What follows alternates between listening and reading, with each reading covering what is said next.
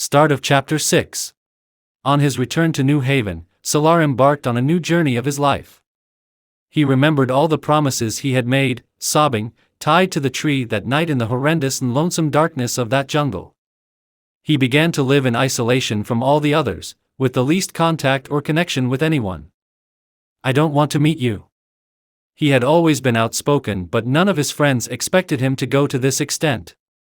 For a few weeks, he was the target of speculation and criticism from his group, then this changed to objections and discussion and, finally, to sarcastic remarks and distaste. Eventually, it simmered down and people got busy with their own lives. Salaar Sikandar was not the focus of anyone's life, and nor was anyone the focus of his life. There were a few things he did when he came back to New Haven. One of these was to try and meet Jalal. He had brought Jalal's address from his family while returning from Pakistan. It was a coincidence that one of his cousins worked in the same hospital as Jalal. The rest was easy, in fact, too easy. Salaar wanted to meet him once and apologize to him, to confess all the lies he had spoken to him and Imama about each other. He was ashamed of the role he had played in their relationship and wanted to atone for it. He had reached Jalal, and now, through him, he wanted to reach Imama Hashim. He was with Jalal in the hospital cafeteria. Jalal looked very serious, and the furrows on his brow reflected his growing displeasure. Salaar had reached the hospital a while ago, and seeing him face to face left Jalal stunned. Salaar asked for a few minutes of his time. Jalal obliged him after making him wait for 2 hours. "First of all, I would like to know how you traced me," he bluntly asked Salaar, sitting down. "It is not important." "It is very important. If you really want me to spend some time with you, I must know how you found me." "I sought help from my cousin. He is a doctor and has been working in this city for a long time." "I don't know how he located you." "I had only given him your name and some other information," replied Salaar. "Lunch?" asked Jalal, very formally. He had brought over his own lunch tray to the table. Salaar declined with thanks. Jalal shrugged and proceeded with his lunch. "What did you want to talk to me about?" "I wanted to make you aware of some facts." "Facts?" Jalal raised his eyebrows, quizzically. "I wanted to tell you that I had lied to you. I was not Imama's friend, she was my friend's sister, my next-door neighbor." Jalal continued eating. "I had only a fleeting acquaintance with her. And that too, because once she had given me first aid and saved my life. She did not like me, neither did I like her, and that's why I made out to you that she was my great friend. I wanted to create misunderstandings between you two." Jalal was earnestly listening to him, eating his lunch. "After this, when Imama left home and wanted to come to you, I lied to her about your marriage." At this, Jalal stopped eating. "I told her that you had already married. That is why she did not come to you. I later realized that I had done something inappropriate, but by then it was too late. I had no contact with Imama, but it is by chance that I was able to contact you. I want to apologize to you. I accept your apology, but I do not think that it is because of you that any misunderstanding occurred between me and Imama. I had already decided not to marry her," Jalal stated plainly. "She loved you very much," Salaar said in a hushed tone. "Yes, I know, but in a marriage, love is not the only criterion. There are many other things," Jalal was saying realistically. "Jalal, isn't it possible for you to marry her? Firstly, I have no contact with her. Secondly, if I were in contact with her, I could not have married her." "She needs your support," Salaar replied. "I don't think she needs my support, as a long time has passed and by now she must have found someone," Jalal spoke complacently. "It's possible she has not done so. She may still be waiting for you. I'm not given to wondering about such possibilities. I have told you that marriage at this stage of my career is out of the question, and that too with her." "Why?" "I see no need to answer this query, why? You have nothing to do with any of this business, why I don't want to marry her. I had already told her why, and after all this time, you turn up, wanting to open this Pandora's box again." Jalal was quite angry now. "I'm just trying to make amends for the damage I've caused you both," Salaar explained gently. No damage has been done to me and nor to Imama, I think. You are just being oversensitive. Jalal popped a few morsels of salad into his mouth. Salaar kept looking at him, wondering how to get his point across. I could help you find her, he said a little later. But I don't want to find her.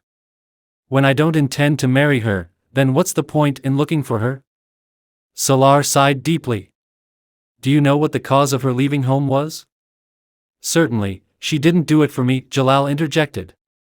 Very well, not for you, but the reason why she did so, as a Muslim were you not bound to help her, especially when you knew that she loved you deeply? She was inspired by you. I am not the only Muslim in the world and nor am I duty-bound that I should help her. I have just one life to live and I'm not going to mess it up for someone else's sake. You're a Muslim too, why don't you marry her? I had told you then too, and you do have a soft spot for her, anyway, Jalal spoke sharply. Salaar looked at him in silence, he could not disclose that he had married her. Marriage, she doesn't like me, he said plaintively. I can talk to her and convince her, just get me in touch with her and I'll get her to agree.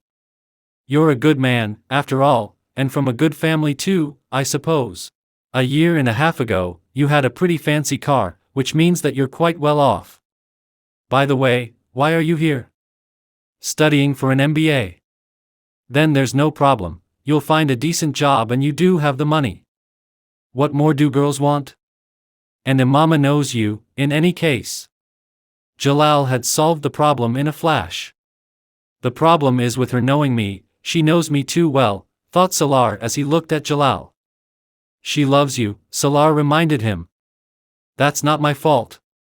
Girls tend to be too emotional in such matters, he replied, now losing interest. This couldn't have been a one-sided affair, you must have been involved to some extent, said Salaar seriously. Yes, somewhat, but a person's priorities change with time and the situation. If you intended to change your priorities according to the times and the situation, then you should have told her before getting involved. At least, then she would not have depended on you nor expected any help. I am hoping that you're not going to say that you had made any commitment about getting married to her. Jalal said nothing but glared at him angrily. Then, a few moments later, he brusquely asked, just what are you trying to imply or tell me? When she first gave me your number and asked me to call you, she told me to ask you if you had spoken to your parents about getting married to her. I gave her my cell phone so that she could speak to you herself.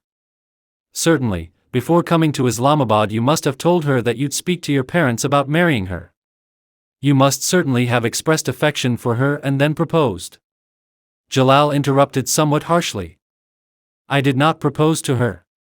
It was she who proposed to me. Agreed that she did, so what did you do, did you refuse? Salaar seemed to be challenging Jalal. I may have declined. Salaar gave a strange smile. She told me that you recite Nats beautifully and you have great love for Hazrat Muhammad, peace be upon him. She must have told you too why she loved you, but meeting you and getting to know you has been quite a disappointment. You must recite Nats with passion, but as far as the love of the Prophet, peace be upon him, is concerned, I don't think you have any.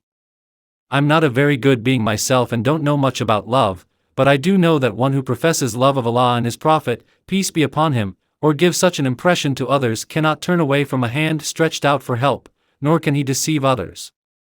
Salaar stood up. And all I'm asking for is to help her, perhaps, she did too, a year and a half ago. However, if you insist on refusing, I can't compel you. But I'm very disappointed after meeting you and talking to you.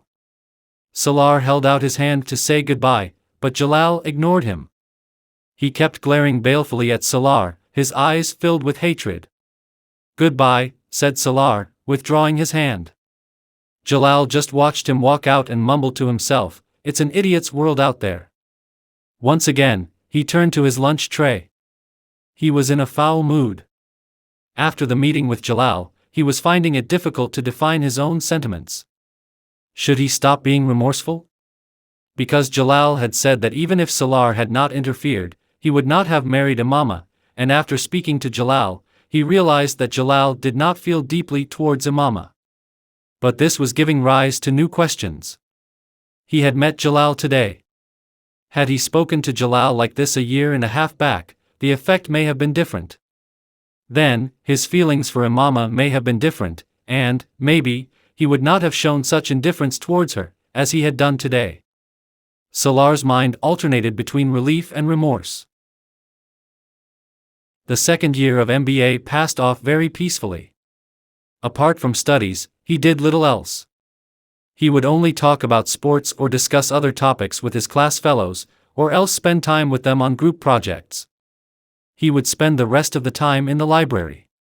His only activity at the weekend was to go to the Islamic Center, where he would learn to recite the Holy Quran from an Arab and repeat his lessons. Eventually, he started to learn the Arabic language from him. Khalid Abdul Rahman, the Arab, was basically a medical technician and was attached to a hospital. At the weekends, he took classes of Arabic language and the Holy Quran at the Islamic Center. He took no remuneration for his services and, in fact, he and his relatives had donated a large number of books to the library of the Islamic Center. One day, during one of these Quran classes, he asked Salaar, "Why don't you memorize the Quran?" At this unexpected suggestion, Salaar stared at him in amazement. How can I do it? Why can't you do it? Khalid counter-questioned him. It is very difficult, and for a person like me, no, I can't do it, Salaar said after a few moments. You've got a good brain. In fact, I would say that in my whole life I have not come across a more intelligent person than you. In the short time, the speed with which you have learnt short and long surahs, nobody else has been able to do it. And I am also amazed at the speed at which you are learning Arabic. When the mind is so fertile, and when there is a yearning to learn and retain things, then why not the Holy Quran? Allah also has a right over your capabilities, Khalid said. You have not understood me. I have no objection against learning it, but it is very difficult. I cannot do it at this age, Salaar explained. But I think memorizing the Quran will be easy for you. You start it, and though I won't vouch for anyone else, but for you I can say with guarantee that you'll not only do it easily but in a very short time. Salaar did not speak further on the subject that day. But that night after going back to his apartment he thought only of his conversation with Khalid Abdul Rahman. He had thought that Khalid would not again broach the subject, but he again posed the same question the following week. Salaar looked at him quietly for a long time and, then in a low voice, said to Khalid, I feel frightened. Of what? Of memorizing the Quran? Khalid asked with some amazement. Salaar nodded affirmatively. Why? He was silent for a long time. Then he ran his finger over the carpet and looking at the lines that he had drawn, said to Khalid, I have sinned a lot. So many sins, that it is difficult for me to count them, small sins, big sins, every sin that one can imagine. I cannot even think of saving this book in my heart or my mind. My heart and mind are not pure. People like me are not worthy of memorizing it. I cannot even think of it, he uttered, overcome with emotion. Khalid was silent for a while. Then he asked, Do you still sin? Salaar shook his head in denial. Then, what is there to be afraid of? If you can recite the Quran, in spite of all your sins, you can memorize it also, and you have stopped sinning.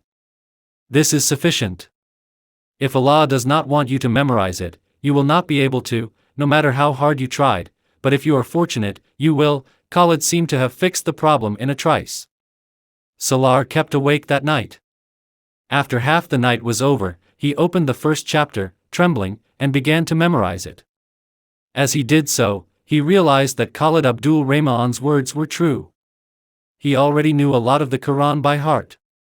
The fear that he felt in the beginning, when he started, did not remain with him for long. His heart found strength and support from an unknown source. From where? His tongue rolled out the words with lucidity. Who was helping him? Who had stopped the trembling of his hands?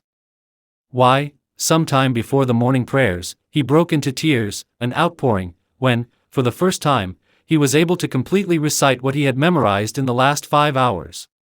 He had faltered nowhere, nor had he forgotten anything, nor had he committed any errors of diction. Reciting the last few lines, though his tongue faltered, his sobs made it difficult for him to recite fluently. If Allah wills, and you are fortunate, you will memorize the Holy Quran, otherwise no matter however hard you may try you will not be able to. He was recalling Khalid's words. After saying the morning prayers, he had recorded on a cassette the first memorization of his life. Once again, he had felt no difficulty. In fact, there was greater fluency of recital and his tone was eloquent. This was a novelty in his life. He had been blessed again, but his depression had not gone. At night, he could not imagine going to sleep without sleeping pills, and in spite of the sedative, he could not put off the lights in his room. He was afraid of the dark. Then, it was Khalid who had said it to him one day. He was reciting the lesson from the Quran, which he had memorized, and Khalid intently kept watching his face. When he had finished, he picked up the glass of water and put it to his lips. He heard Khalid say, "Last night, in my dream, I saw you performing Hajj." Salaar could not swallow the water in his mouth. Putting the glass down, he stared at Khalid. "This year, your MBA will be over, you can perform the Hajj next year." Khalid's tone was very formal. Salaar absent-mindedly swallowed the water in his mouth.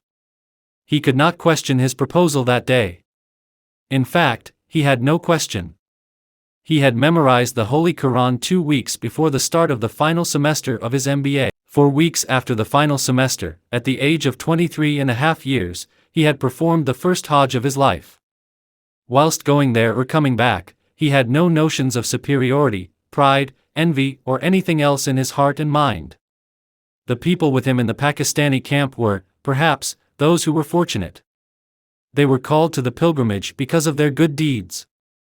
But he was aware of his misdeeds and had been called to explain his actions. If he had not been memorizing the Quran, it would not have even occurred to him to perform Hajj. The person who did not have had the courage to face Allah when distant from Harem Sharif, and was ready to go off anywhere else, could hardly be expected to face the Almighty at the Kaaba. But at Khalid's suggestion just once, he had docilely acquiesced and had submitted his papers for going for Hajj. Others got the chance to go for Hajj when they not only had no surfeit of sins, but also had loads of good deeds. But Salaar Sikandar got to go when he had nothing but his sins to present. Very well, if I have sinned without any fear, then I should not be afraid of standing before my Maker and begging forgiveness for my sins, except that I will not be able to lift up my head, to raise my eyes, the only word on my lips will be the plea for forgiveness. I accept this punishment, for I deserve worse humiliation and scorn. Each year, there must be one such person who brings no offering except his misdeeds. If this year I, Salaar Sikandar, am to be that person, then so be it, he thought. The meaning of the term burden of one's sins and how on the day of judgment a person would want to cast it off his back and flee from it or shove it onto someone else's back, became clear to Salaar when he reached the Harem Sharif. Standing there, had he tried to trade in his sins for all the wealth he had in his present and future life, he would have found no buyer. If only one could trade in one's vices for money and buy someone else's virtues. In that horde of thousands, all clad in 2 simple white sheets, who knew who Salaar Sikandar was or cared how brilliant his mind was? Or what he had studied and from where? The academic records he had set and broken and the challenges he would overcome with his intelligence in various fields made no difference here. Should he trip and fall and be trampled in a stampede, no one there would pause to think what an intellectual loss it would be. He became acutely aware of his insignificance, and if even a shred of doubt had remained it was dispelled. Every remaining bit of pride, ego, self-importance, and envy had been shot out of his system. He had gone there to have these very pollutants removed. The excellent result of his MBA surprised nobody, as his department was well aware of his capabilities. His projects and his assignments were so much better than those of his class fellows that his professors had no reservations accepting his astounding success. He was way ahead of his peers, and in the second year of his MBA he had forged even further ahead. He had done his internship with a UN agency. Even before the completion of his MBA, he had offers from 7 multinational companies, apart from this UN agency. On learning of his MBA result, Sikandar called him close and asked him, "Now, what do you want to do?" "I'm going back to the States as I want to work with the United Nations only." "But I want you to start your own business or join me in mine," Sikandar had told him. "Dad, I cannot go into business as I don't have the temperament for it. I want to do a job and I don't want to live in Pakistan. Sikandar was surprised. You had never before said that you did not want to live in Pakistan. You want to settle permanently in America? Before, I hadn't considered settling in America, but now I want to. Why? He did not want to tell him that his depression increased in Pakistan. He would constantly think of Imama, and everything here reminded him of her. Here, he was more aware of having done wrong and was more remorseful. I cannot adjust here. Sikandar considered him for some time. But I think you can adjust back here. Salaar knew what he was hinting at, but he remained silent. You want to do a job? It's all right.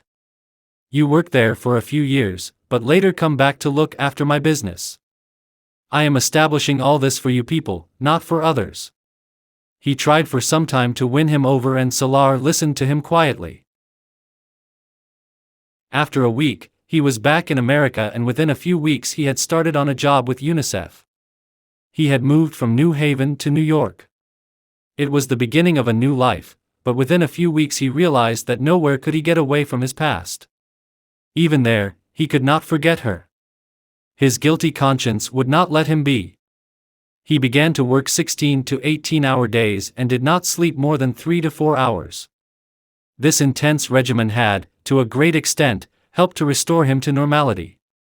On the one hand, his great preoccupation with his work had helped lower his depression, and on the other, he had begun to be considered as one of the most prominent workers of his organization. He began to visit countries in Asia, Africa, and Latin America in connection with the various projects of UNICEF. He was looking, for the first time with his own eyes, at poverty and disease from such close quarters. There is a world of difference between reports and the facts published in newspapers and the horrendous reality witnessed with one's own eyes. He came to understand this difference in his job. There were millions who went hungry to bed every night. There were millions also who overate. He realized what a great blessing it was to have 3 meals a day, a roof over your head, and clothes to wear. Traveling with the UNICEF team on chartered aircraft, he would think about his life. He would wonder what great deeds he had done in life that he was so privileged, and what sins had they committed that they were deprived of the basic necessities of life, and, just to remain alive, had to run after packets of food. He would be up all night making schemes and plans such as for efficient distribution of food, what improvements were possible, where more aid was required, and what projects were required where. Sometimes he would work straight 48 hours without sleep. His proposals and reports were so technically sound and thorough that it was not possible to find fault with them. These qualities were enhancing his reputation and stature. He felt that if Allah had blessed him with a better brain and with greater capabilities than others, he should use those capabilities for the benefit of others, to make life easier and better for them. As he worked, he thought of nothing else but this. Whilst working for UNICEF, he thought of doing M.Phil and got admission in the program. Joining evening classes, he did not doubt for a moment that he was overstretching himself once again, but there was other way open to him. Work had become a passion for him, perhaps, even more, a mission. Salaar's first meeting with Furqan was on a flight from the US to Pakistan. He was seated next to Salaar. He was returning after attending a medical conference in the US. Salaar was on his way for his sister Anita's wedding. On this long flight, they began with exchanging pleasantries and then their conversation continued throughout. Furqan was older than Salaar, he was 35, and after specialization in London, he had come back to Pakistan where he worked in a hospital. He was married and had 2 children. After talking for a few hours, Furqan and he set about retiring. Salaar, out of routine, took out his sleeping pills from his briefcase and downed one with some water. Furqan watched all this in silence. When he shut the briefcase and put it away, Furqan said, "Most people can't sleep on a flight without a sedative." Salaar turning, looked at him and said, "I cannot sleep without one, whether I'm on a flight or not, it's the same for me." Have difficulty in sleeping? Furqan was suddenly mystified. Difficulty? Salaar smiled. "I just can't sleep. I take a pill and get 3 or 4 hours of sleep." Insomnia? Furqan asked. Perhaps. I haven't been to a doctor, but I suppose it is that, Salaar said somewhat casually. You should have had it checked up. Insomnia at this age? It isn't a sign of good health. I think you've become mad about your work and have upset your normal sleeping routine. Furqan was now speaking like a doctor. Salaar smiled and listened to him. He could not tell him that if he did not work day and night he could not stay alive with his guilt-laden conscience. He could also not tell him that if he tried sleeping without the pills, he would keep thinking about Imama, so badly that his head would burst with pain. How many hours a day do you work? Furqan was now investigating. 18 hours, sometimes 20. My God! Since when? Since the last 2 or 3 years. And since then you must have had the sleep problem. I had thought as much. You have spoilt your own routine, otherwise for a person working such long hours, the mental fatigue itself would provide a long and peaceful sleep, Furqan observed. It doesn't happen with me, Salaar said softly. You must try to find out why it doesn't happen with you. Salaar could not tell him that he knew the reason. After some time of silence, Furqan said, if I were to tell you of some ayats to be recited before going to sleep, would you be able to do it? Why wouldn't I be able to recite them? Salaar asked, turning towards him. No, the thing is that people like you and me who have studied a lot and that too in the West do not believe in such things or else do not consider them practical, Furqan explained. Furqan, I'm a Hafiz-e-Quran, Salaar disclosed calmly whilst reclining in his seat. Furqan was taken aback. Every night, I recite a sipara before I sleep. With me, there is no problem of lack of belief or confidence, Salaar continued. I'm also a Hafiz-e-Quran, Furqan informed him. Salaar, turning, smiled at him. This was, indeed, a pleasant coincidence. Even though Furqan had a beard, it had not occurred to Salaar that he might also be a Hafiz-e-Quran. Then you shouldn't have this kind of a problem.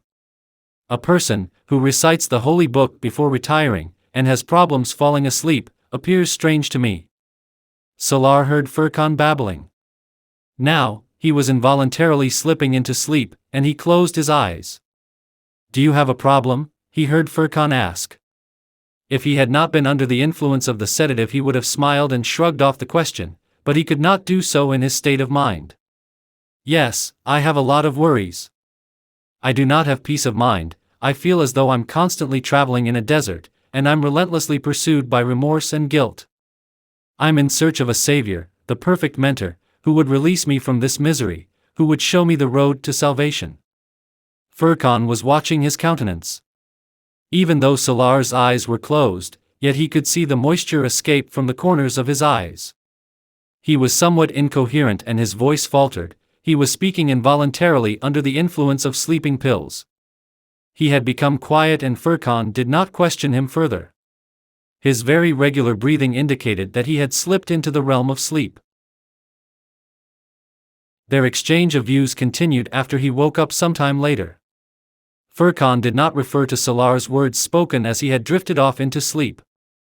Salaar himself was not aware of having said anything before falling asleep, and if he had, he did not know what it was. Before journey's end, they exchanged contact numbers and addresses. Then Salaar invited him to Anita's wedding. Furqan promised he would come, but Salaar was not sure that he would. Their flight was till Karachi, then Salaar had to catch the flight to Islamabad, and Furqan to Lahore. At the airport, Furqan very effusively shook his hand in farewell.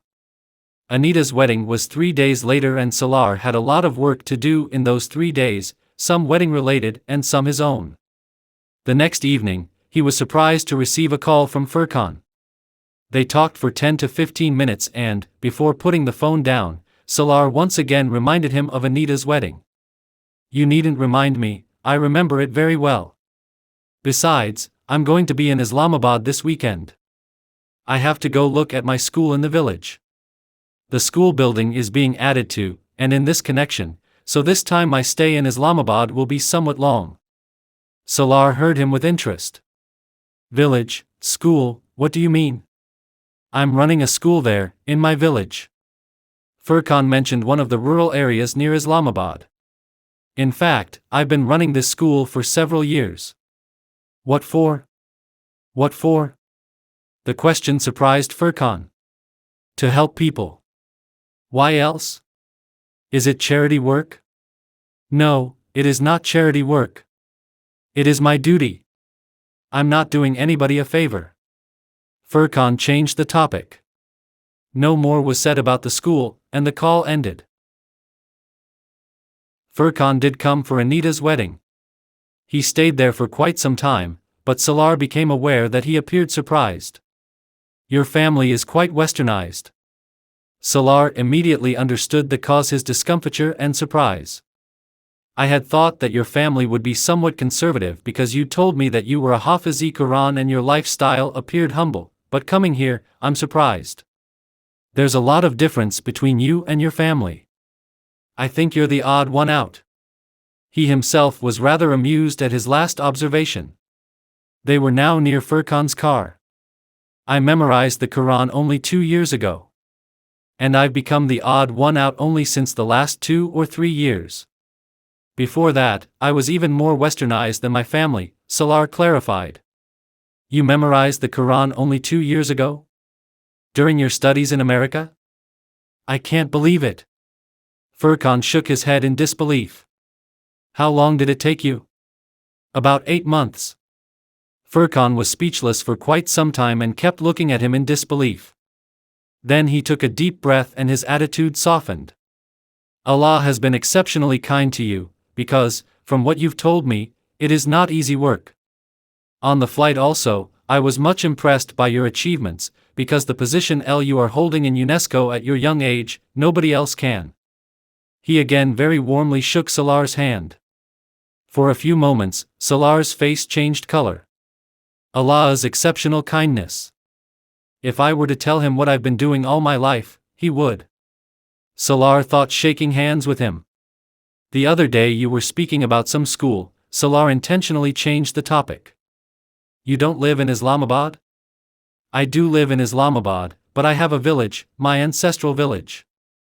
There we have some land, we had a house also. Furkan started giving him the details. Several years ago, my parents had shifted to Islamabad. My father, after retirement from federal service, constructed a school on his lands. There was no school in that village. He had built a primary school. I've been looking after it for the last 7 or 8 years. Now, it has progressed to the secondary level. 4 years ago, I also had a dispensary built there. You'll be surprised at this dispensary. It has the latest equipment. A friend of mine has gifted an ambulance also. And now, not only people from my village but people from the surrounding villages are benefiting from the school and dispensary. Salaar was listening to him earnestly. But why are you doing all this? You are a surgeon, how can you do all this, and then you need a lot of money for it? Why am I doing it? This is something I've never asked myself. There was so much poverty in my village that this question did not ever occur to me. During our childhood, we would once in a while go to our village. This was our outing. Except for our Haveli, there were only mud houses, and there was absolutely no road either. It was as though we'd entered a jungle. If we were animals, it wouldn't have made any difference to us. As in the city, we'd roam around, lording it over the others, believing ourselves to be way above these villagers. But as a sensitive being, it is difficult to ignore the fact that others are compelled to live like animals. Maybe some get comfort from the knowledge that they have been blessed far more than others who are deprived, but we're not in that category. So the question arose, what's to be done? I didn't have a magic wand to wave and fix things overnight, nor did I have endless resources. As I told you, my father was a civil servant, an honest civil servant. My brother and I have both studied on scholarships from the very beginning, so our parents did not have to spend much on us. They were not spendthrifts either, so they had some savings. When my father retired, he thought that instead of spending his life in Islamabad or Lahore, reading the newspaper and going on walks, he should go back to his village and do something to improve lives there. Furkan and Salaar were sitting in the car, talking. You cannot imagine the difficulties. In the village, there was no electricity, no potable water, nothing. Dad ran from pillar to post to have all these things sanctioned. When a primary school got eventually constructed, a road emerged, and facilities such as power and water appeared, it suddenly occurred to the government to build a school of its own there. My parents wanted the government to take over their school, to provide their own teachers and, after some time, to upgrade the school. But after only a few meetings with the education department, Dad realized that should the government take over, all his efforts in setting up the school would come to naught. Dad used to give the children everything: textbooks, exercise books, uniforms and stuff. He had specifically allocated funds for these expenses. You can well imagine the fate of the school once it had been handed over to the government. First of all, the funds would have disappeared and then the rest. That's why Dad himself ran the school. Furkan went on to inform Salaar that despite the government setting up a school, not a single child attended it. Eventually, the authorities shut it down and upgraded his father's school. Some of his father's friends also pitched in and the school progressed. In those days, Furkan was studying in England and he used to save up to send money for the school. The school was being improved and children from the neighboring villages were also enrolled there. Furkan said that on his return to Pakistan he had also set up a proper dispensary there. The village population had increased but poverty was still a part of their lives. However, thanks to education, the youth could now go and earn in the cities, and acquire vocational skills too. The cycle of poverty was being eroded to some extent. If not this generation, then at least the next will be able to study in prestigious institutions, like you and me, and acquire degrees, who knows, said Furkan, hopefully. I go there one weekend each month. There are 2 compounders there but no doctor. The other 3 weekends we arrange for someone else to go, and every 3 months, I set up a medical camp there. And where does the money come from, for all this? Queried Salaar. To begin with, it was my father's effort, his gratuity, my mother's savings, and some from his friends. Then Mehran and I contributed and some of our friends too. I send a good share of my income to the village every month to help run the dispensary. The doctors there work gratis, it's part of their social responsibility. The medical camps also function in the same spirit. The school's funds are in a fixed deposit and the returns take care of its expenses, staff salaries, etc. In the future, we're thinking of setting up a technical institute as well. When are you going there? I'm leaving tomorrow morning. If I want to come with you? Asked Salaar.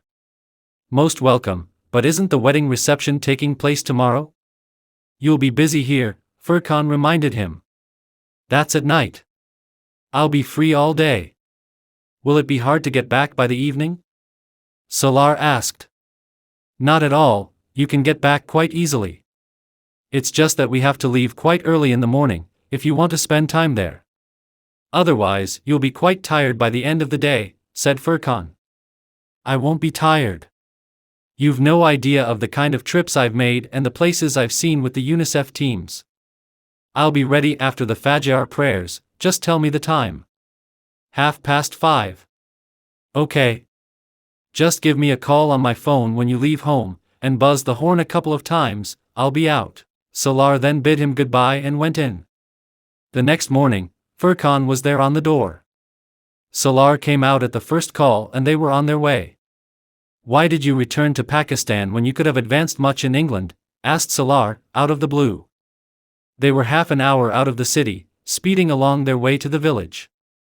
England didn't need me, Pakistan did. Furkan spoke with composure. The absence of Dr. Furkan made no difference there. The presence of Dr. Furkan here does make a difference. My services are needed here. Furkan stressed the last part of his statement. But there you could have advanced professionally in all these years, and succeeded financially also to send more funds for your project here. After all, you couldn't have had the same level of success in Pakistan, Salaar remarked. If you mean success in material and financial terms, then yes, you're right. But if you mean professionally, as a doctor, then I am saving more lives here than I would there. You cannot estimate the satisfaction a doctor derives from seeing his patients get well. Oncologists are in profusion in England, but in Pakistan they can be counted on one's fingers. My sending huge sums of money would not solve the problem of filling the gap for a missing person. I am a person of limited needs, Salaar, and so is my family. If I've learnt anything, it is to be of use to one's own people. I can't leave my people to die and go around saving lives elsewhere. There's nothing right with Pakistan, there's everything wrong with it. Hospitals are minus facilities, the health system is decrepit beyond description and corrupt as well. Whatever ills you can think of, you'll find them here. But I cannot leave this place, I cannot leave these people. If I have been granted the power to heal, then my people have the first right to it. Salaar had no words in response. For a long time, there was silence in the car. Then Furqan spoke up. You have asked me why I came back to Pakistan, and I answered you. Now I ask you, why don't you return to your country? He asked with a smile. I cannot live here, Salaar shot back. Is it because of finances and facilities? No, that never was, nor is, a problem. You know my family background. Then nothing, I just cannot live here, he replied with finality. You are needed here. By whom? Your country needs you. Salaar smiled, spontaneously. I'm not a patriot like you, things are quite well here without me. A doctor is a different thing, but a finance manager cannot heal the sick or save lives. The service you're rendering there can be given here. Whatever you're teaching in your lectures in universities there can be taught in the universities here. He felt like telling Furqan that he would be incapable of teaching anything here, were he to return, but he kept listening to him quietly. You've seen poverty, hunger, and disease in Africa, but you'll be shocked to see the poverty, hunger, and disease in your own country. The situation is not as bad here, as it is in those countries, Furqan. This place is not that backward. Living where you've grown up in Islamabad, you cannot judge the conditions in the areas around the city. Just go to any village outside Islamabad, and you'll see just how comfortably off the people are. Furqan, I want to contribute something to your project. Salaar abruptly changed the topic. Salaar, my project doesn't need any funding right now. If you want to do something for development, why don't you start a project of your own? You won't have a problem with funds. I don't have the time. I can't manage this while working in America. If you want to set up a school in another village, I'll support you, but I cannot give this personal time and attention. Furqan did not reply. Perhaps he had realized that his insistence was irking Salaar. The conversation turned to Furqan's village, once again. It was most certainly one of the most memorable days of Salaar's life. He was very impressed by the village school, and more so by the clinic. It would be more appropriate to call it a small hospital. Despite there being no full-time doctor, it was very organized and orderly. Furqan's visit was expected and there was a large number of patients waiting to be seen, all sorts of people, young and old, men and women, adults and infants. Unconsciously, Salaar began to pace up and down the compound. Some people, taking him for a doctor, approached him. Salaar began talking to them. He had never before seen a cancer specialist fulfill the role of a physician, checking up people, writing out prescriptions. He had to admit that he had hardly seen a doctor better than Furqan. He was very professional and gentle with his patients, the quiet smile rarely left his face. A little while later, Furqan arranged for someone to accompany Salaar to the school. There, he met Furqan's parents. They already knew of his arrival, quite likely, Furqan had called them up and informed them. They took him around the school. Contrary to his expectations, the school building was very spacious and well constructed. He was also surprised by the number of students there. After spending a few hours at the school, he went with Furqan's parents to the mansion. As he entered the gates, a sudden rush of joy raced through him. He had not expected to see such a beautiful garden in this village. It was abloom with myriad colors in well laid out flower beds.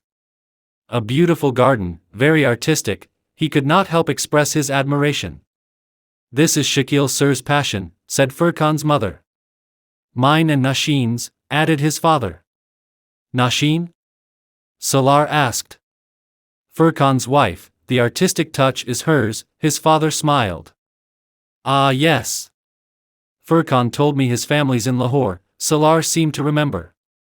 Yes, they live in Lahore, but when Furkan comes here, he brings his family along. These slides in the garden are for his children.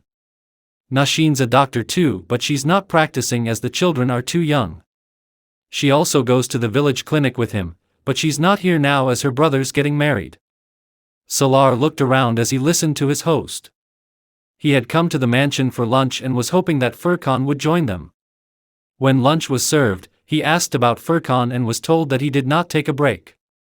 His mother said that he had only a sandwich and a cup of tea, in the least time possible, as there was a crowd of people to be examined and treated. Quite often, this would go on till the evening.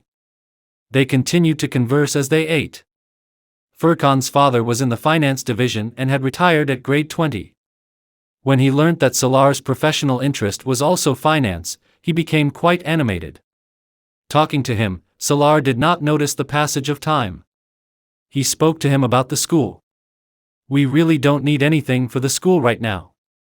One of Furkan's friends is getting a new block built, you may have seen it, it's almost ready. But if you want to contribute, you can do something for the clinic. We need a permanent doctor and we've approached the Ministry of Health several times. Furkan has also used his contacts, but no doctor is willing to come out and serve here. We desperately need a doctor. You must have seen the number of patients. There's a dispensary in a neighboring village, but there too, the doctor goes on leave without waiting for the replacement to arrive. I'll do whatever I can in this regard, but I also want to do something for the school. When I get back, I'll try to arrange an annual grant from UNESCO, through some NGO. But we don't need this. Whatever you've seen here, we've done it ourselves, our family, relatives, family friends, my acquaintances, friends of my children. We never needed any grant from the government or from any international agency. Till when should UNESCO be expected to come and end the hunger, ignorance, and disease of our people? Whatever we can do on our own, we should. All I had wanted was that this project be further expanded. Salaar tried to explain. It will expand hugely. When you come here 20 years hence, you'll find it a different village. The poverty that you've seen today will not be there then. There, tomorrow, will be different from their present, Furkan's father said with great conviction. Salaar watched him silently. In the afternoon, Furkan phoned him from the dispensary. After some small talk, he told Salaar, now you should be leaving for Islamabad. I'd wanted to go drop you myself, but there's a lot of rush here. If I don't attend to the people who have come from the other village, they'll suffer. That's why I'm sending my helper. He'll drop you back in the car to Islamabad. He fixed the program.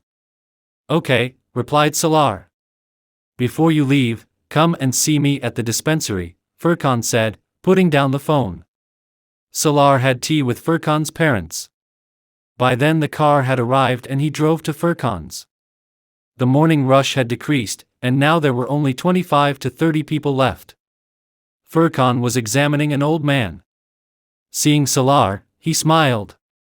I'll see him off, and be with you in a couple of minutes, Furkan said to his patient and got up. He walked with Salaar to the waiting car outside. How long will you be in Pakistan? He asked Salaar. A week and a half. Then, we'll not be able to meet again, because I'll not be able to make it to Islamabad and here till next month. But I'll call you. When is your flight? Salaar, ignoring his comment, counter-questioned, why can't we meet? I can come to Lahore, that is, if you invite me. Furkan gave him a surprised smile. They shook hands and Salaar got into the car. Salaar was not aware of what it was that brought him so close to Furkan or why he liked him so much, it was beyond him. 4 days later, he went to Lahore for a day. He had informed Furkan, who offered to pick him up from the airport. But Salaar declined. As agreed, he reached Furkan's place at 4 p.m. Furkan lived on the ground floor of a well-appointed apartment block. Salaar rang the doorbell and waited. There was the sound of a child running up to the door. A 5-year-old girl, held back by the security chain in the door, peeped out. Who do you want to meet? She queried. Salaar gave her a friendly smile, but the child did not respond. She was very serious. Child, I want to meet your dad. The little girl bore such a strong resemblance to Furkan that there was no doubt of her being his daughter. Dad doesn't meet anyone at this time, she informed him. He'll meet me, said Salaar, enjoying this encounter. Why will he meet you? Came the reply. Because I am his friend. If you go and tell him that Salaar uncle's here, he'll come and meet me. He smiled gently, but she was not impressed. But you're not my uncle. Salaar burst out laughing. Don't laugh, she said, obviously upset. Salaar sat back on his haunches facing her and, looking at her, said, You look very nice in this frock. His compliments did not affect the mood or reaction of the little madam on the other side. But I don't like you. More than her words, Salaar was enjoying her attitude and reactions. He could also hear someone else approaching the door. Why don't you like me? He asked patiently. Just like that, she retorted, tossing her head. And what's your name? She looked at him for a while and said, Imama. The smile vanished from Salaar's countenance. Then, through that crack in the entrance, he saw Furqan emerge behind Imama. He picked up the child and opened the door. Salaar stood up. Furqan had just stepped out of the shower and water dripped from his disheveled hair. Salaar made a feeble attempt to smile, and held out his hand. Come, I was waiting for you, said Furqan, leading him in. Imama was in her father's arms, constantly trying to whisper something into his ear and being ignored by him. Have you met Uncle Salaar? He asked instead. I don't like him, she said candidly. That's not nice, Imama, one doesn't say such things about guests, he chided gently. Now go and shake hands with him. He put her down and instead of going toward Salaar, she ran out of the room. That's strange, her not liking you. She's very friendly with all my friends. She seems to be a little out of sorts today, he clarified with a smile. It's her name, thought Salaar. I'd have been surprised if she'd liked me. They talked over tea and Salaar disclosed, by the way, in a couple of weeks, there will be a doctor at your clinic. That's a very good news, Furqan perked up. And this time, the doctor will live there. If he doesn't, then let me know. I don't know how to thank you, procuring a doctor for the dispensary has been a major problem. You don't need to. He paused, then continued, before going there, I had not expected to see work being done at this scale and in such an organized manner. I've really been very impressed by your work. My offer is still open, to help however I can with your project. Salaar was serious. Salaar, I've told you earlier too that you should start a similar project in another village. You have more resources and contacts than we do and you can run it very successfully. You know my problem is scarcity of time, I cannot give as much time as you do, and besides, I cannot stay in Pakistan. Unlike your family, mine will not be very helpful in any such venture, Salaar revealed. Anyway, we'll talk about this later. Finish your tea and then come with me, said Furqan, changing the topic. Where? I'll tell you on the way, replied Furqan with a secretive smile. What will I do there? Salaar asked Furqan, getting into the car. The same as I do, he said, stopping the car at the signal.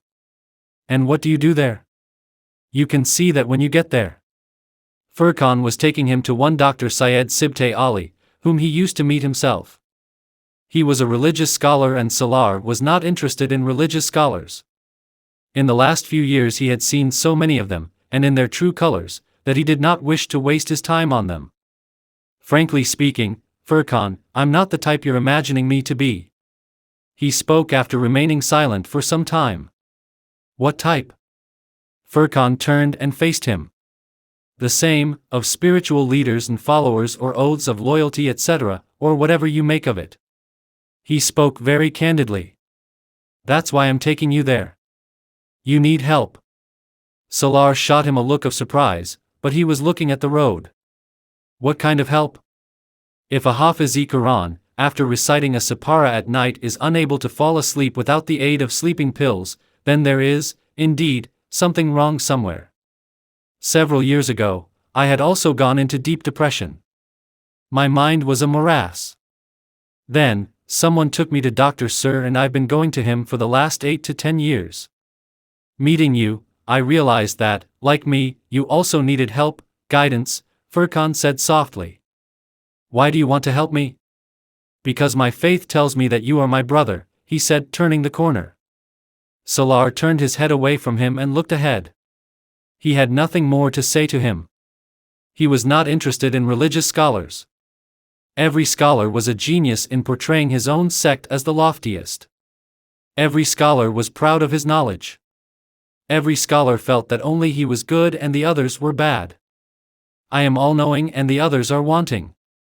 Looking at every scholar, one felt that he had not acquired knowledge from books, but directly through divine revelation, where there was no possibility of error. To date, he had not come across a scholar who could tolerate criticism. Salaar himself belonged to the Sunni sect, but the last thing he wanted to discuss with anyone was schools of thought and sects, and these were the first things that these religious scholars would discuss. Going to these religious scholars, he had gradually grown averse to them. Their only asset was knowledge, not its application. They would give a very long lecture on slander, a sin, give references of Quranic verses and hadiths, and in the very next breath mention a fellow religious scholar by name, make fun of him, and try to prove his ignorance in matters of religion. They would get to know the biodata of everyone who came to them, and if the details were of interest to them, then a whole spate of demands and requests for favors would follow. And they would use the biodata to impress others, to tell them what important person had come to them and when, who had benefited from their audience and how, which important person was forever fawning over them, who had invited them home and how respectful and how deferential they had been. The scholars he had been to till now, he had never visited again, and here Furqan was dragging him to another such person. They had traveled to one of the good areas of the city. The locality was respectable but not posh. There were already a lot of cars parked on that street. Furqan parked the car at a suitable place by the curb and got down. Salaar also got down. After walking for 3 or 4 minutes along the row of houses, they reached a comparatively modest but impressive house. Dr. Syed Sibte Ali was written on the nameplate. Furqan, without hesitating, entered the house. Salaar followed suit. A gardener was busy at work on the small lawn inside the bungalow. Furqan exchanged greetings with a retainer in the porch and walked on till he came to a door, where he took off his shoes. There were already lots of other pairs. Voices could be heard from inside. Salaar also took off his shoes, and entering the room a step behind, in one sweeping glance, took in the whole scenario. He was in a spacious room, carpeted, and strewn with floor cushions. The room was very sparsely furnished and the walls bore calligraphies of Quranic ayats. There were some 20 to 25 men who were busy talking. Furqan, as he entered the room, greeted all loudly, exchanged pleasantries with a few, and went and sat in a vacant corner. "Where is Dr. Ali?" Salaar asked in a low voice as he sat down close by. "He'll enter exactly at 8, it's only 7:25 now," Furqan informed him. Salaar began to look around and observe the people. They're people of all ages, some teenage boys, some his own age, people of Furqan's age, some middle-aged, and some of advanced years also. Furqan was engrossed in conversation with someone sitting on his right. At the stroke of 8, Salaar saw a man, 60 to 65 years of age, enter the room through an inner door. Contrary to his expectations, no one in the room stood up to greet him. The entrant began by offering salutations and everyone responded. Salaar noticed the change in the mode of the audience's seating. They had straightened up in respect to the scholar. They became alert and careful. The man who came was none other than Dr. Ali. He took up his usual place against the wall, which had probably been set aside for him. He was dressed in a white traditional suit, he had a fair complexion, and in his youth, he must have been handsome. His beard was not very long but was thick, well trimmed and grizzled, much like his hair. His graying hair and beard gave him a mature, dignified look. He turned to inquire the welfare of a man to his right who had probably been ill. Salaar took in his appearance in a quick glance. He was sitting with Furqan at the rear end of the room.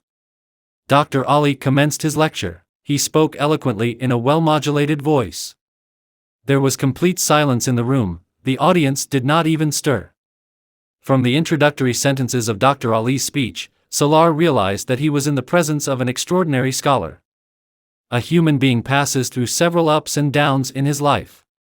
From the peaks of achievement to the depths of failure, all his life he moves on a path between these two limits. That path can be one of gratitude or thanklessness. Some are fortunate that whether they may succeed or fail, their path is that of gratitude. Some, on the other hand, despite their achievements or their failures, tread the path of ingratitude. And there are those who walk both paths, grateful when they succeed and ungrateful when they do not. Humanity is just one of Allah's innumerable creations, the best of His creation yet just a creation. They have no rights over their Creator, only duties. Man has not been sent to this world with a track record that entitles him to any right or demand of his Creator. Yet Allah's bounties on man began with His very presence in Eden and have continued boundless ever since. In return, all that is asked of us is gratitude. What do you feel about this? When you do anyone a favor, do you expect him to overlook it and remind you of the times when you did not favor him instead of acknowledging your kindness? Or that your kindness is not enough, that you could have done this or that in a better way? What would your reaction be to such a person? Far from being kind to him, you would not want to have anything to do with him. But that is how we respond to Allah. Instead of being thankful for His blessings, we grumble and complain about what we do not have and we wanted. Allah is merciful, He is benevolent that He continues to shower His bounties on us. These blessings may increase or decrease according to the nature of our actions, but they never cease. Salaar listened to him with rapt attention. Ingratitude is a disease, one that constricts our hearts day by day, that does not allow our tongues to speak except in complaint. If we are not in the habit of thanking Allah, we fail to thank our fellow beings as well. If we cannot remember the favors bestowed by our Creator, we cannot learn to remember the favors done by His creatures. Salaar closed his eyes. No one knew the meaning of ingratitude better than him. He looked up at Dr. Ali again. His lecture came to an end after a full hour. Some people had questions to ask him, others rose and left, one by one. They began to get in their cars and drive away. Furqan and Salaar also got into their car and Furqan began to drive home. Dr. Ali's voice, his words were echoing in Salaar's ears. A week ago, he did not even know who Furqan was. In these 7 days, he had traveled many steps to build a relationship with Furqan. This surprised Salaar because he was not a people's person, but some relationships, some contacts seem to be determined from above: who, when, how, where, why people meet and what changes they bring about in others' lives. All of this is predetermined. Salaar had planned to visit Lahore for just a day, but he spent the rest of his days in Pakistan, not in Islamabad but in Lahore. Every day that he was there, he went to Dr. Ali's with Furqan. He did not once meet Dr. Ali directly, he'd just go the lecture, listen and return. The better part of Dr. Ali's life had been spent in various European universities, teaching Islamic studies and Islamic history. He had been in Lahore since the last 10 or 12 years and was associated with one of the universities. That was about how long Furqan had known him. The day when Salaar was due to return to Islamabad and then take a flight to New York was the day he stayed back with Furqan after the lecture. People were leaving the room and Dr. Ali stood there, shaking hands and bidding them goodbye. Furqan moved towards him with Salaar. "How are you, Furqan? You stayed back after a long time," he said warmly. Furqan offered a clarification, then introduced Salaar. "This is Salaar Sikandar, my friend." Salaar noticed his surprise when his name was mentioned, but he quickly regained his composure and the smile returned to his face. Furqan was giving him the details about Salaar. "Please be seated," Dr. Ali gestured towards the carpet. They sat a little distance away from him. Furqan discussed about his project with him, while Salaar quietly listened to them. Meanwhile, a servant entered the room and Dr. Ali asked him to serve dinner. The man set out the food. Apparently, Furqan had been eating there. When they washed their hands and sat down to eat, Dr. Ali addressed Salaar. "How come you don't smile, Salaar?" Salaar gave an astonished smile. In this brief meeting, how had he gauged that Salaar was not in the habit of smiling? He looked at Furqan sheepishly and made a poor effort to sustain his smile. It was not easy. Does my face reflect all my emotions that first Furqan and now Dr. Ali want to know the reason for my gravity? He wondered. No, it's not like that, I'm not all that serious and sober." He seemed to be reassuring himself rather than answering Dr. Ali's question. "Hopefully, it's like that," Dr. Ali said with a smile. After dinner, he went in before bidding his guests goodbye. He returned with a book which he held out to Salaar. "You're associated with economics. Some time ago, I had written this book on Islamic economy. It'll make me happy if you read this book and learn about the Islamic economic system." Taking the book, Salaar glanced at it briefly, then turned to Dr. Ali and softly said, "I would like to keep in touch with you, even after my return to the US. It's not just economics, there's much more that I want to learn from you." Dr. Ali gently patted his shoulder. All those who go to Dr. Ali are involved in community work. Some are already involved prior to going to him, and those who are not, get involved after meeting him, Furqan told him after the first meeting with Dr. Ali. Most of those who visit him are highly qualified. They are attached to reputable institutions. I also started going to him by chance. I happened to hear his lecture in London and, after returning to Pakistan, I got the opportunity to meet him through a friend. I've been going to him ever since. I feel that now my views on life are clearer and I'm mentally stronger. You were asking me about the project. In this project, a lot of help has also been given by the people who come to Dr. Ali. They provided a lot of the facilities and I'm not the only one to work on such projects. We help each other, though the nature of help is different. But the objective is the same, we all want to change this country, for the better." At his comment, Salaar looked at him rather quizzically. "It's not so easy," he observed. "Yes, we know that it's not an easy job. We also know that all this will not be completed during our lifetime, but we want to lay down the foundation on which our children and subsequent generations will be able to build, and not be left floundering in the dark. At least, we would die with the satisfaction that we were not idle spectators and that, like a lot of people, we did not spend our time only criticizing others, pointing accusing fingers, and confined Islam to the mosque only, that we did not try to bring a change for the better in our own lives and that of others." He looked with amazement at Furqan. After Imama Hashim, Jalal, and Saad he was looking at an entirely different kind of Muslim. He was getting acquainted with another breed of Muslim, a practical Muslim.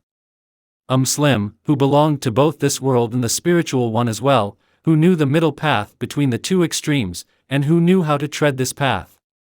His mind was set ablaze. "What have you thought about my offer?" he asked Furqan. "I'd told you what I wanted from you. This country needs you, its people, its institutions, need you, you should come and work here." Salaar laughed a little at his suggestion. "You can't leave this topic alone, can you? Okay, I'll think about it, and what would you say about my offer? There's another village near my village.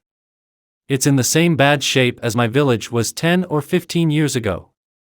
These days, I've been trying to find someone who would build a school there. There is a government primary school, but only in name. It would be better if you started a school over there. My family and I would look after it in your absence.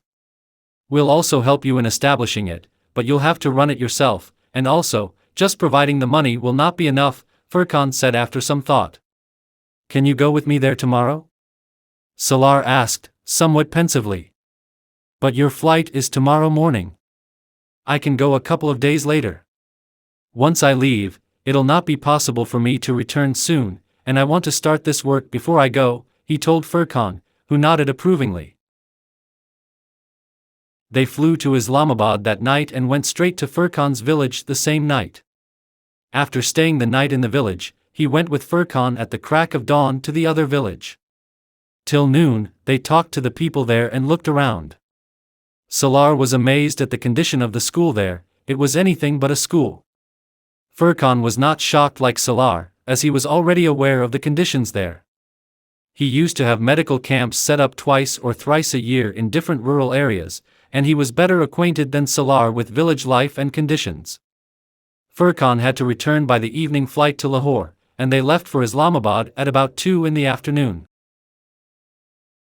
Before he started this school project, he had spoken to Sikandar. He had briefly apprised him of it. He had listened to him without interrupting him, and then asked him earnestly, "Why are you doing all this? Dad, because I feel these people need, Sikandar cut him short. I'm not talking about the school. Then what are you talking about? Salaar was astonished. What's happened to your lifestyle? What happened to it? He was a little surprised. You told us about memorizing the Quran when you had completed it. Okay, fine, I didn't comment. You wanted to go for Hajj and I had some reservations about it, but I didn't stop you. You've put an end to your social life, I didn't object. You have become too interested in religion, you go to the mosque to pray, I had nothing to say. You wanted to do a job in America instead of joining my business, I let you. And now you want to set up a school. I feel we need to discuss this matter. Sikandar was very serious.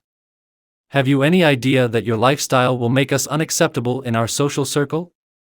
You were at one extreme, first, and now you're at the other. The kind of work you're involving yourself in at this age, 26 years or so, is unnecessary, irrelevant. You need to pay attention to your career and change your way of life. This kind of attachment to religion will create social problems for us. Salaar listened to him quietly, head bowed.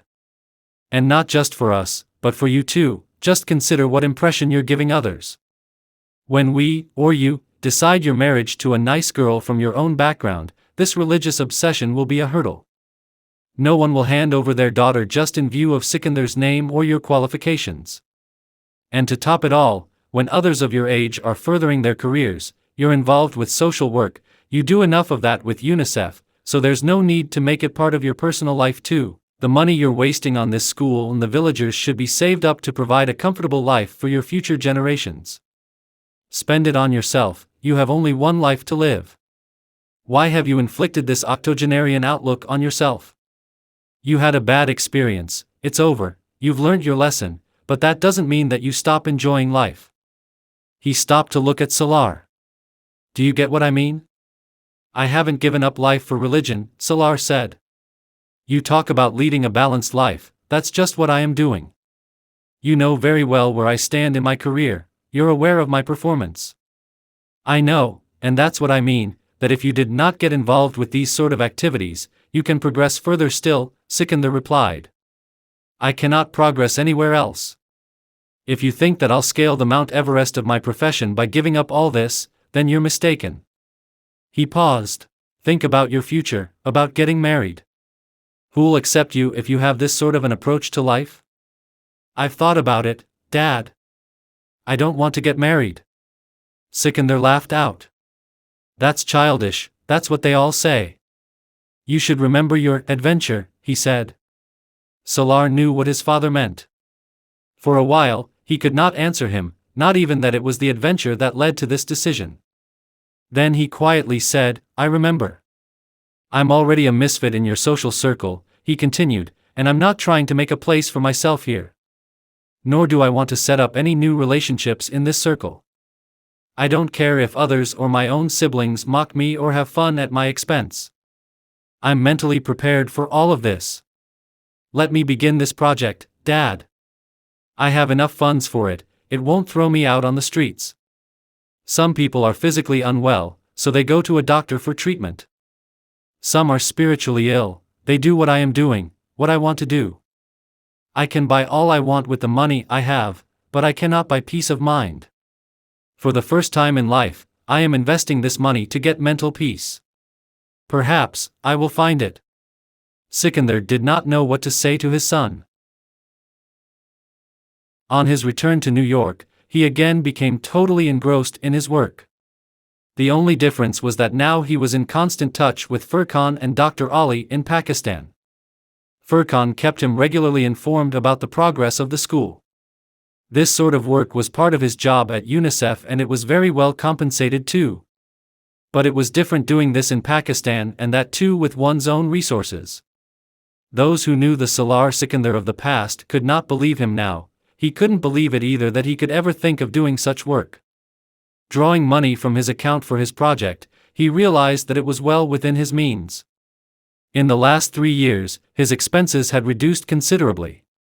Many things on which he had spent money blindly were no more a part of his lifestyle. He was amazed to see the balance that had accumulated in his account. He was not the kind who was expected to save money. He had a scholarship to support his studies for the M.Phil, so he didn't need to spend anything in that regard. Going around his apartment that day, he observed that there were no fancy, pricey things there. In fact, it was rather Spartan. His kitchen was also stocked with only the basics: tea, coffee, milk, and the like, and not with all sorts of food.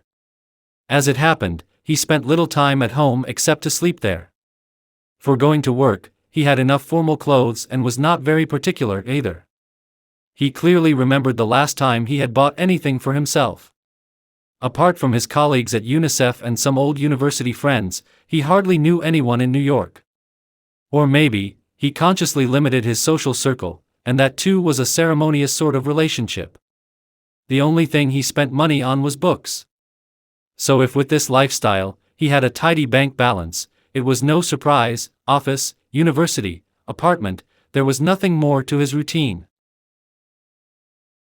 Whilst doing his M.Phil, Salaar had left UNICEF and had joined UNESCO. After M.Phil, Salaar was posted in Paris.